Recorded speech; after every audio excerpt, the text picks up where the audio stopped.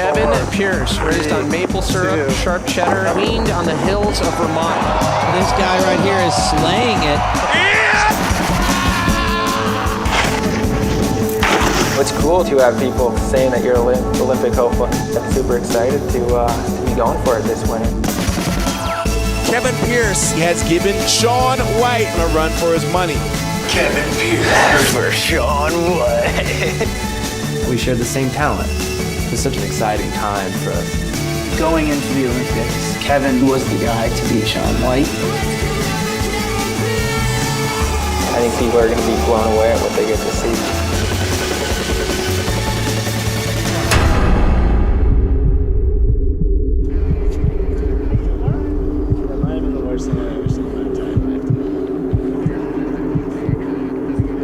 American snowboarder Kevin Pearce remains in critical condition tonight after a training accident in Utah. You know, and then he would pinch with his right hand, but his left hand wouldn't work. So then we were like, you know, is he paralyzed? There's very little change, and then after that, it felt like there was like this amazing ladder of progression.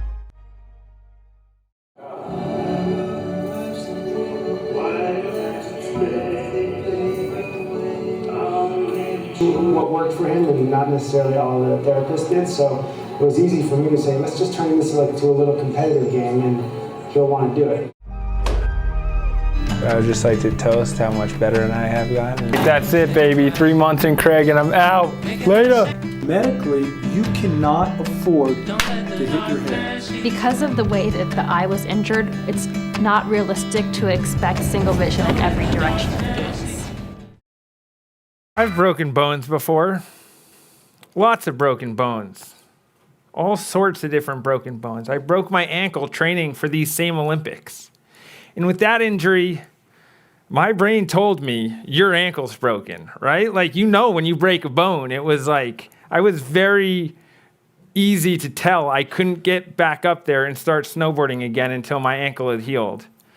But when the 6-pound organ inside my skull became injured, it was unable to tell me it was hurt. I couldn't even walk.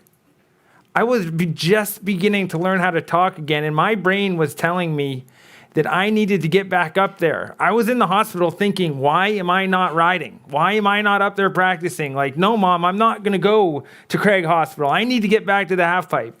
That's dead honest. My brain was lying to me. And a brain injury is like a fingerprint. It is so different. Every brain injury is so different. And a brain injury is to the doctors like the ocean floor is the oceanographers. The mysteries of both, they remain so vast and so unknown. And we don't know about brain injuries. And how lucky am I versus how hard I have worked to get back to where I am right now in front of you guys? We don't know. We don't know enough about the brain to know the answer to that question. But what I do know is that a lot of things about me haven't changed. I've always been this determined and focused. I've always given it everything I've got, and I've never settled for average. And those things, they have not changed. In my family, they can vouch for me. Now, 2 years after this injury, I had to go into the hospital because my eyes needed to be surgically realigned. Like, they had to go do surgery and, like, move the muscles in my eyes. And the eye surgeon told me that it was not realistic to ever expect single vision in every direction of gaze. She told me I would have to live with double vision in different gazes for the rest of my life. This was a diagnosis I was not willing to accept.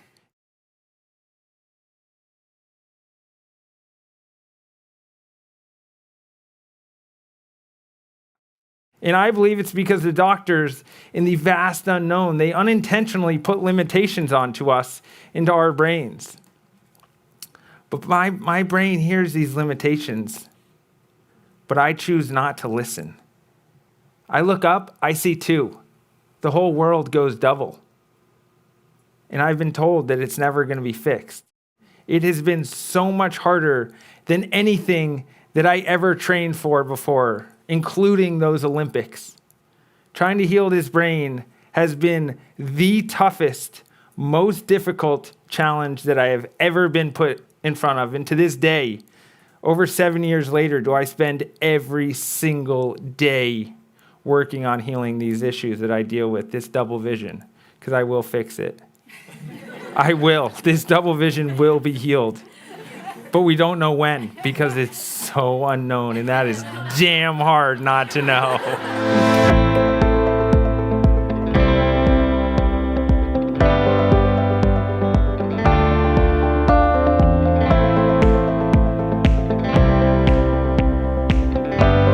Doing three main things with Kevin today in the short amount of time we have. First, the refraction, which will be done with a careful assessment of the cylinder and the vertical imbalance.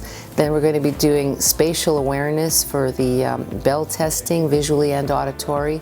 And then we're going to do a right eye test to assess his eye movements. Okay, so now you see two of these again? Yep. When do they line up the same height? Here's the important one. When are they the same height? This is the vertical, you know? Yeah. Wow. One diopter vertical. Exciting. So we do it this way. Here. When is it lined up one above the other? The side by side, I'm sorry. Yep. And he's actually ortho right here. I bet I've had hundreds of different exercises that I've done, and they just like weren't able to get me to a place where my eyes were like, and now it feels like they're in a place where it's like manageable, like you can really figure out like issues. It was like so bad and they were so off because you didn't know what to do. Okay. And I was like from Dartmouth to San Diego to Oregon to Washington DC, everywhere. Wow. Close your eyes, touch the bell, one finger. Easy peasy. One finger here. One finger here. And one finger here. So that's real easy for him so far. Now, let's stress him out and see what happens when the light shines on him. One finger. One finger here. One finger here. Notice how he's like an exo posture. So it's closed, but the light makes it worse. So because the light makes it worse, he's going to keep his eyes closed.